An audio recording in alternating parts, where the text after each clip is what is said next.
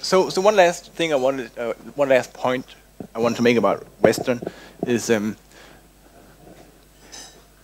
how we actually render EGL to kernel mode setting.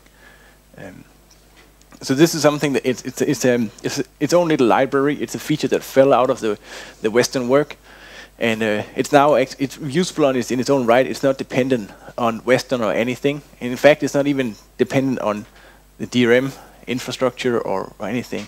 It's a small library that we call GBM.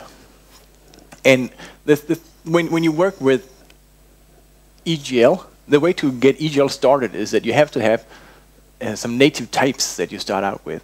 You have to have a native display, and typically that's your X display, for example. On Windows, you could probably pass in I don't know, some window handle type of thing, but you pass in this native type into EGL get display, and then at that point you have a display. From there on, you can start querying what kind of frame buffer configs are available, and once you figure out if you want a depth buffer and so on, you have to go create an EGL surface. To create the EGL surface, we need another native type, which is the window that we want to render into.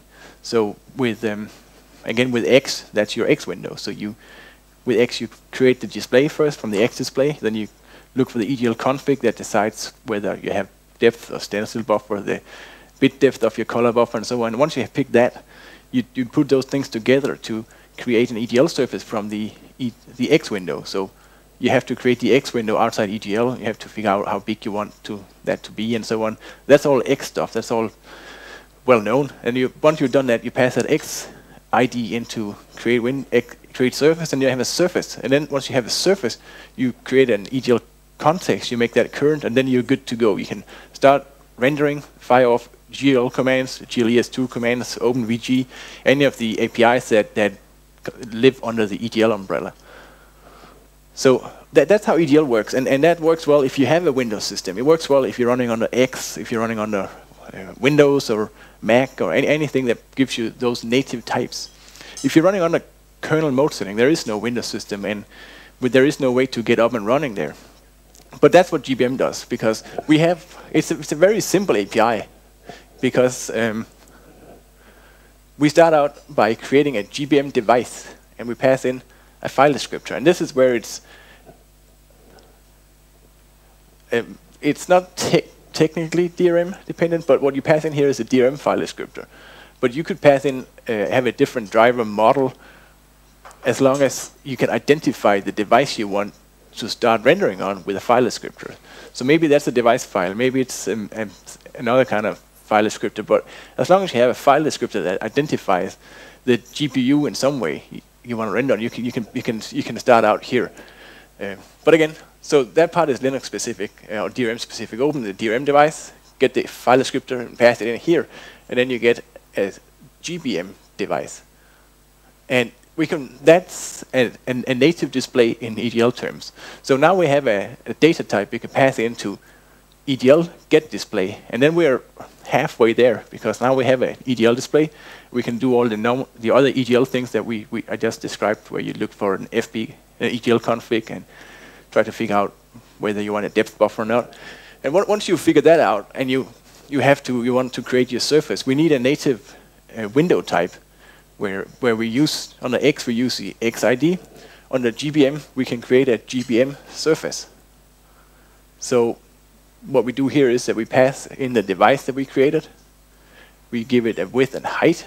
So that's up to us to figure out how big we want that surface to be. And we have a format specified here that says what kind of pixels we want in the buffer. And we have a flag here that we can use to identify to GBM what kind of uses we intend with this surface. For example, here's a useful format where you can say I want RGB, this 32-bit per pixel, X RGB 888, and for the flags, if you want to use this with KMS, you can say I want to use it for scan out, and if you want to render into it, you got all the rendering flag in there. So once you all these things together, you pass them as a flag argument here, and that gives you a GBM surface. And you can now pass that to EGL create window surface. So we now have an EGL surface, and from there on we can just create the context and start rendering. So now we can do the same thing we can do under X, but the only thing we need is to open the DRM device. So we are almost done, but we probably want to present what we rendered somewhere somehow. And one way you can do this is you can read out the pixels you just rendered, and you can see if it matches what you expected. So one use case for this, of course, is something like Piglet or a test suite, where you want to run a series of tests, but you don't actually want a window to pop up.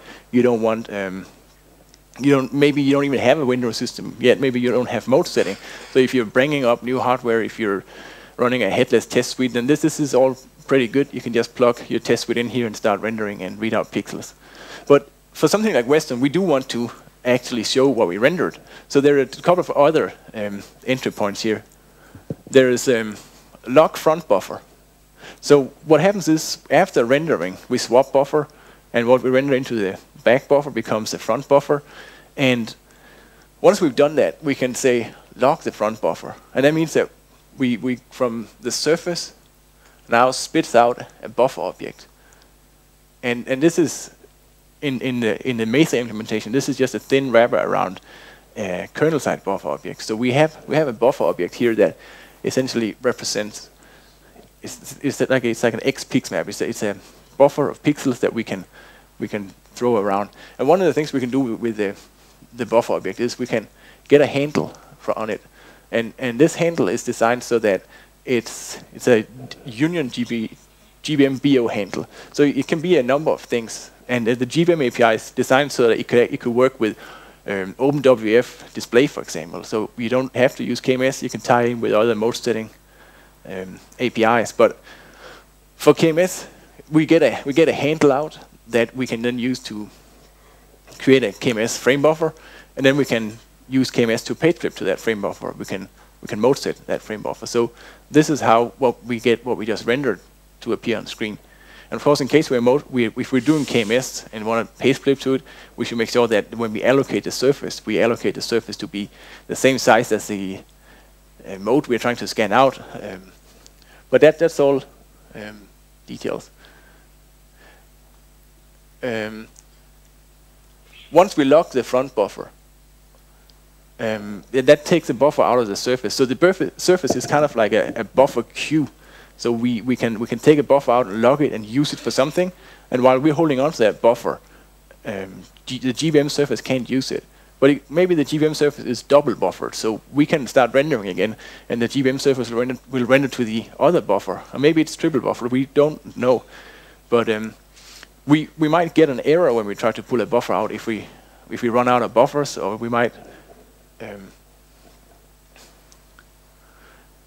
there is also an entry point to ask if there are available buffers in the surface, so that when we start rendering, we should check that there are buffers in there.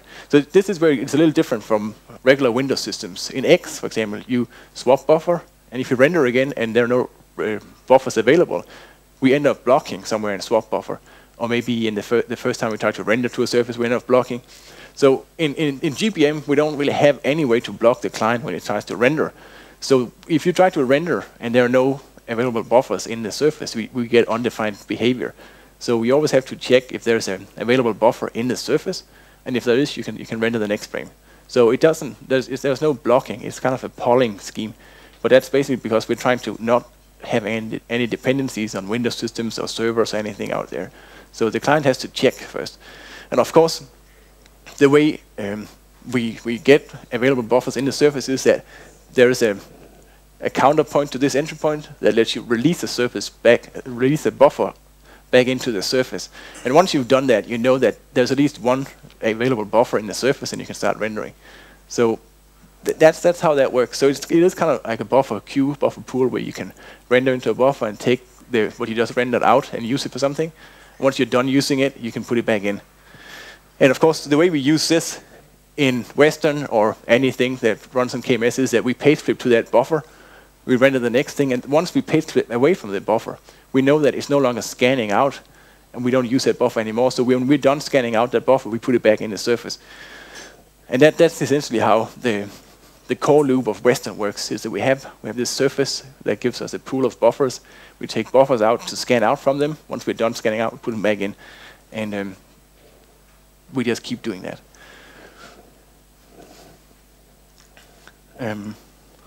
There are a few other things in the API that are interesting. We can allocate a cursor.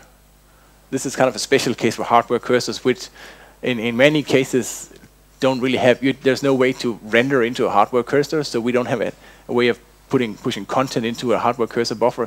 So we can allocate a buffer object separately right into it, so that we can use a hardware cursor, and we can use hardware cursor with the KMS API. Then there's a way to import a buffer object from a foreign object, so we can import a Wayland buffer, for example, or we can import an EGL image. And this use case here, when we import a Wayland buffer, is when we have a full screen Wayland client that wants to show that goes full screen. That client will push a buffer to Wayland, and we get a big texture the size of the screen, and we can then either texture from that and render the output. But that's essentially identical to what the client just gave us. So we can also just paste flip to that buffer coming from the client, and that's what we use this entry point for here. So if we get a Wayland buffer coming in from the client, and we realize that this buffer is full screen. It covers everything else on the screen, so we can paste flip to it. We say, give us a buffer object, a GBM-BO from the Wayland buffer, and then from there on, we can get a handle, create a kernel mode setting frame buffer, and then paste flip directly to the buffer that the client just rendered client side. So, and GBM doesn't have any ties to DRM. It doesn't have ties to GEM or TTM or any of the existing technologies. It doesn't even. Did I mute this? No, it's still going. Okay. So it's something you can use with potentially. It could be implemented by other driver stacks, and we could use. So if you have a driver stack that implements the GBM interface, you have a driver stack that implements kernel mode setting, then you can actually use this API to run an application on EGL and KMS without having to depend on the DRM. So right now the code for GBM is a subdirectory of Mesa, and when you build Mesa, you can enable GBM, and it'll spit out a GBM shared object and a GBM package config file, and you can install that. And once you have that, you can start writing kernel mode setting EGL applications. And there are already a couple of uses for this out there. There's Rob Clark wrote a KMS cube that spins a cube on KMS. We have a spinning triangle in Mesa that uses Mesa demos that uses this. And there's also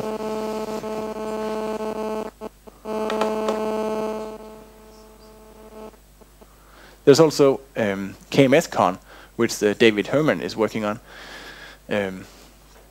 This is basically a terminal emulator that runs on KMS, and it can render using software, but you can also use EGL and GBM to have an EGL or GL accelerated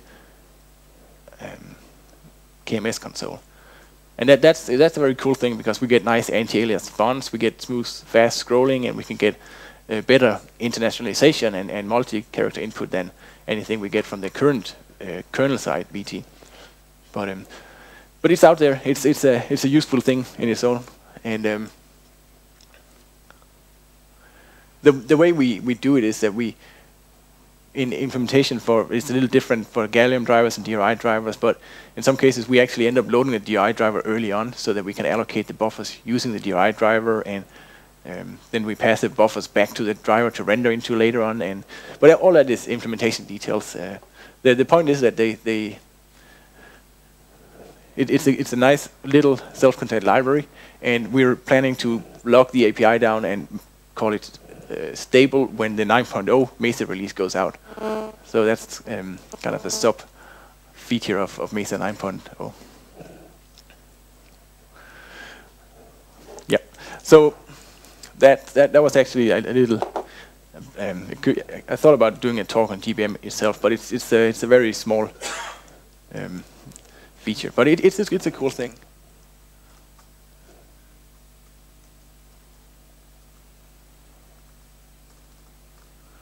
So,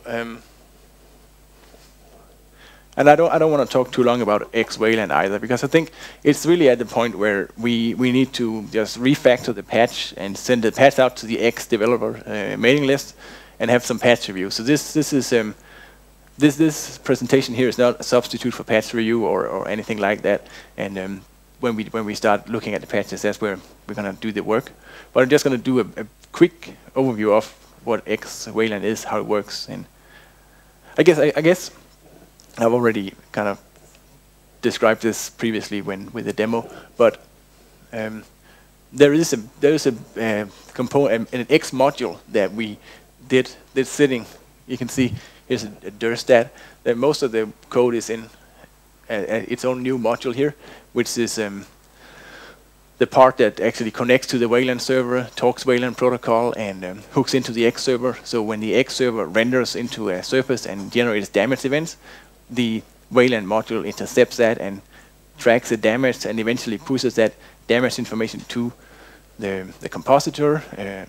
There's a hook where when we see the pix map on a window change, we get the gem handle for that pix map. We push that handle to the Wayland server. When we get input events from Wayland, when we initially connect to Wayland, we look at the input devices and output devices that the Wayland server has, and we create corresponding X outputs and X input devices for the Wayland devices. So when we get input events from the devices, we convert those into X input events. So this is basically what all this stuff is. It's a bridge between the events coming from Wayland and the X server. So for the XCVM solution, you're using Xtest to inject events into the X server. What we're doing here is that we have the X server connect directly to the Wayland server, and then we translate the events coming from the Wayland server to X events inside the X server. So we have the full spectrum of API available. We can inject all kinds of events and create new devices and control everything in there. There's a couple of helpers in DRI2. There's a fix in the double buffer extension, and there's a couple of other things in Dix. But on the whole, it is a small patch. It's only 2,600 lines. And the other thing that I mentioned is that we have there's a compositor side of this inside Western. We have a module that handles talking to the X server and actually act as an X window manager, and that's this part here, which is where most of the window management logic and ICCM and EWMH stuff is handled. And as I said, we're looking at splitting this out into a separate process, one way or the other. But the two, well, there's really only one big thing that affects the X server, which is this guy here.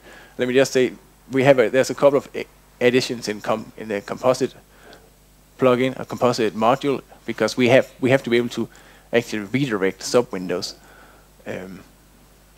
from inside the X server. Normally, this is something that a client would do. So there's an entry point that handles the requests coming in from a client to redirect sub windows. But inside the X server, there's actually no way to hook into that functionality. So we just have a couple of public entry points in the Composite extension that we can call into from X Wayland to redirect and unredirect sub windows when we need to. So by far the biggest and potentially most interesting / controversial feature is we have a new feature that I've called the device redirect window. And this affects how the input stack looks up the window to deliver events to. As I said before, when we run X clients under Wayland, they're all sitting at the top corner of the screen, and they're overlapping, and they don't really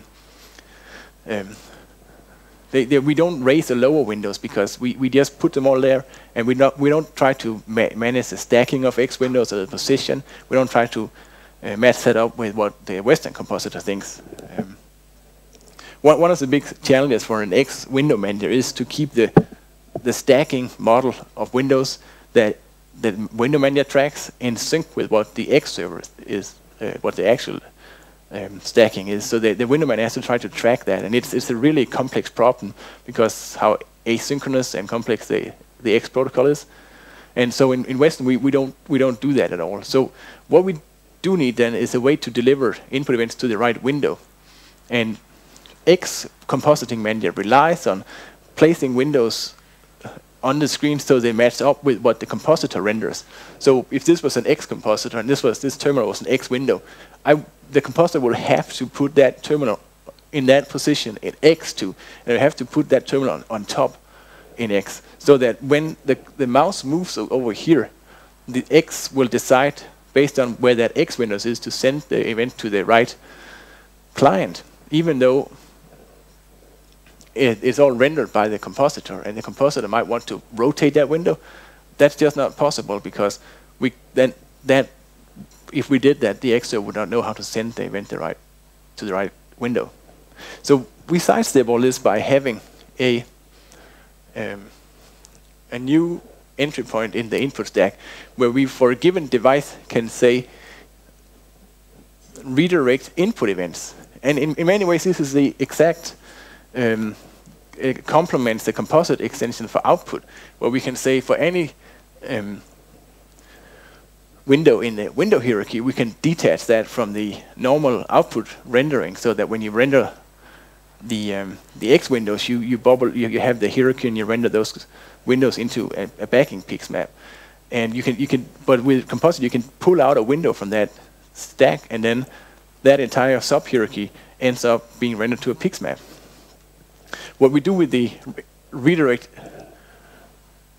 device redirect window is that we kind of do the same thing. We say, instead of trying to locate this window from the top of the stack, start the search from this window here, and then from that window and down, respect the clipping rects and everything within that window hierarchy, but start from this window. So if we had a lot of X windows piled on top of this terminal inside the X server, we could still ask X to ignore all those windows that are sitting on top and instead start the search from that window. So we don't have to make sure that the X model that the windows are in the same position as inside X as they are in the compositor. And we don't rely on we are free of the restrictions X has on how the windows can be placed. We can rotate windows or transform them, and we can still deliver events to the right windows, because we start the search from that window at a given coordinate, and then we make sure that the event goes to the right window. So that's a bit of interesting, but I think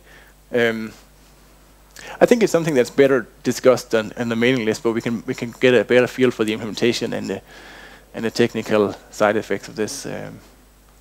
But this is basically just a heads up to what's in XWayland and how does it work.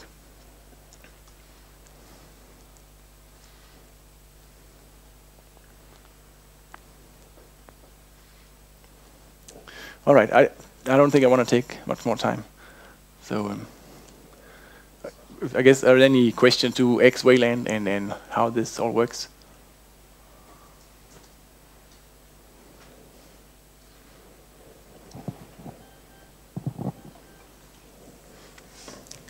I guess everybody has asked all the questions on your previous task already. That could be.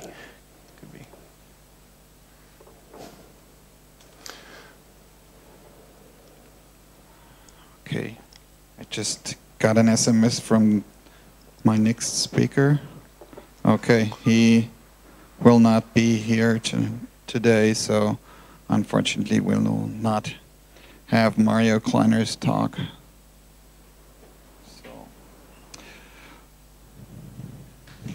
Okay, thank you very much.